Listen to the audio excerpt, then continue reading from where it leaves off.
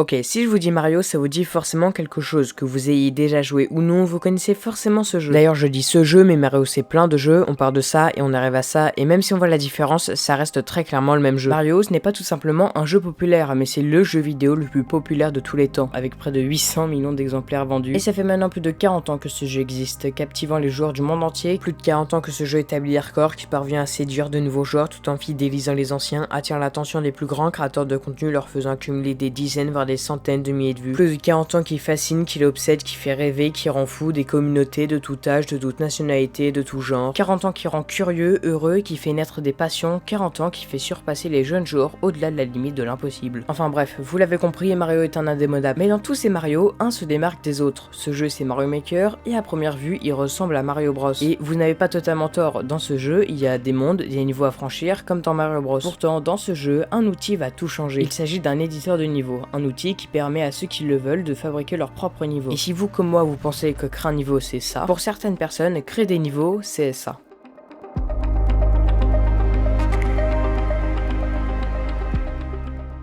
Je pense que vous comprenez un peu mieux là où je veux en venir, car très vite, les joueurs se sont mis à la création de niveaux. Au début, c'était des niveaux plutôt simples, mais très vite, les joueurs, demandeurs de toujours plus de difficultés, se sont mis à créer des niveaux de plus en plus complexes. Et parmi tous ces niveaux, on peut en retrouver un du nom de Trial of Death. Et ce niveau, bon... je vous explique. On est à la fin de l'année 2015 et Brydon Moore, un ancien codeur de jeu, décide de créer le niveau ultime de Mario Maker. Ce niveau ne serait pas tout simplement un niveau dur à terminer, voire même très dur. Il décide de créer ce qu'on appelle un niveau impossible, un niveau théoriquement faisable mais qui paraît à tel point odieusement dur qu'on le considère comme impossible. Brydon Moore passe alors 3 mois à le confectionner. Il en est fier et il ne lui reste plus qu'une chose à faire pour le partager, valider son propre niveau. Pour partager son niveau, il faut que le créateur lui-même bat son propre niveau. Alors Brydon Moore lui aussi va devoir terminer son niveau. Mais avant de vous montrer son combat acharné pour y parvenir, laissez-moi vous présenter le niveau. Déjà, le niveau dure 10 minutes. Il se finit par une hache qu'il faudra toucher, ne propose aucun checkpoint et est divisé en 4 grandes sections. À travers chaque section, Brydon doit récupérer 10 pièces rouges pour finir le niveau. Les 8 premières pièces à récupérer sont dans la première section du niveau. C'est la section la plus longue et qui contient le plus de mécaniques et d'étapes affreusement compliquées. La première, c'est le marécage de lave. Ici, Mario doit en permanence rebondir sur la bombe avec l'angle parfait pour la faire rebondir elle-même sur des trampolines tout en poussant la plante piranha vers le haut grâce à la coquille récupérée auparavant. Tout ça en évidemment esquivant tous les fantômes et toutes les créatures susceptibles de pouvoir vous tuer. Il faudra ensuite recommencer ça de l'autre côté avant de devoir esquiver des scies circulaires qui nécessitent une précision absolue. Voilà, ça c'est la première grosse étape. Et si vous trouvez déjà ça compliqué, eh bien laissez-moi vous dire que ce n'est que le début de Trial of Death.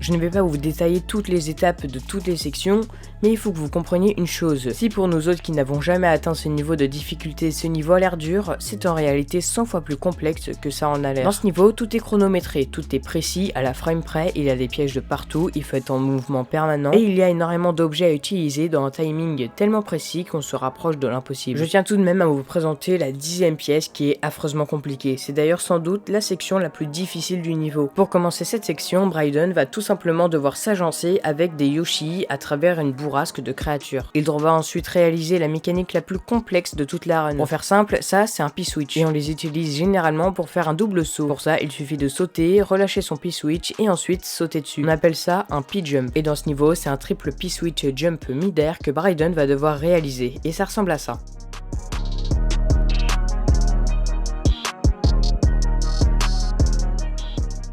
Oui voilà, c'est plus que complexe, je pense que vous commencez à comprendre pourquoi je dis que ce niveau est impossible. Et ça, c'est ce que Brydon va devoir faire face. Et si vous pensez que Brydon va finir par y arriver en quelques mois, non. Lui comme nous, pour les quelques rares joueurs qui se sont essayés à la validation du niveau, il va galérer. Il va tout de même faire une promesse à ses abonnés en leur disant qu'un jour, eux aussi pourront se frotter aux épreuves de la mort. Brydon passe alors des journées, des semaines puis des mois entiers à s'entraîner en espérant un jour, peut-être, le réussir. Pourtant, le temps passe, les essais s'enchaînent, puis les années s'enchaînent et voilà, ça fait maintenant 1 an que Brydon essaye jour après jour de terminer son niveau. Et si ça prend autant de temps, c'est tout d'abord parce que oui, le niveau est très compliqué certes, mais c'est surtout que lorsque Brydon commence à trop bien réussir une étape, eh bien il la modifie pour ajouter de la complexité à son niveau. Alors les jours passent, les semaines, les mois, les années, et puis le 7 novembre 2017, Brydon atteint la barre symbolique des 1000 heures passées sur les épreuves de la mort. Ah oui, et aussi la hache qui lui permet de finir son niveau n'est même pas apparue une seule fois sur son écran. Ce n'est que le 11 août 2018 que Brydon aperçoit enfin pour la première fois la hache qui symbolise la fin de son niveau. Malheureusement, il rate son dernier shell jump. C'est ce jump qui va lui coûter très cher car un événement va secouer Brydon en le poussant à accélérer la cadence. Le 28 juin sort Mario Maker 2 et lorsqu'une suite est annoncée, ça implique que les serveurs du jeu précédent sont destinés à fermer pour toujours. Les fermetures du serveur de Mario Maker 1 sont prévues pour fin 2020 et s'il ne parvient pas à toucher la hache d'ici là, personne ne pourra entrer dans les épreuves de la mort. Alors Brydon, lui, accélère. Malheureusement, malgré tous ses efforts, Brydon ne parviendra pas à accomplir son propre niveau. Et le 31 mars 2021, les serveurs de Mario Maker 1 ferment. Il est officiellement plus possible de publier des niveaux en ligne. Mais vous croyez vraiment que Brydon va se laisser abattre par une simple fermeture de serveur? Ce qu'il a fait en amont, c'est qu'il a créé une version alternative de Trial of the Death, sur lequel il est intégré un dev exit, une sortie cachée qui lui permet de partager son niveau. Mais Brydon, lui, a fait une promesse, il ne donnera pas accès à son niveau tant que lui-même ne l'aura pas réussi. Début 2022, ça fait maintenant 7 ans que Brydon essaie de terminer son propre niveau. Et si son niveau était réellement impossible finalement, ça fait plus de 4368 heures passées sur son niveau, soit 128 jours complets à essayer de le terminer. Chez de nombreuses personnes, l'espoir s'est éteint depuis déjà bien longtemps. Pourtant, Brydon, lui, est motivé comme jamais et n'a toujours pas perdu espoir. Alors, il continue les tentatives, il sent que la fin n'est plus très loin. Alors, nous voilà à la dernière confrontation, la dernière bataille, le dernier pas de danse de l'histoire de Trial of the Death.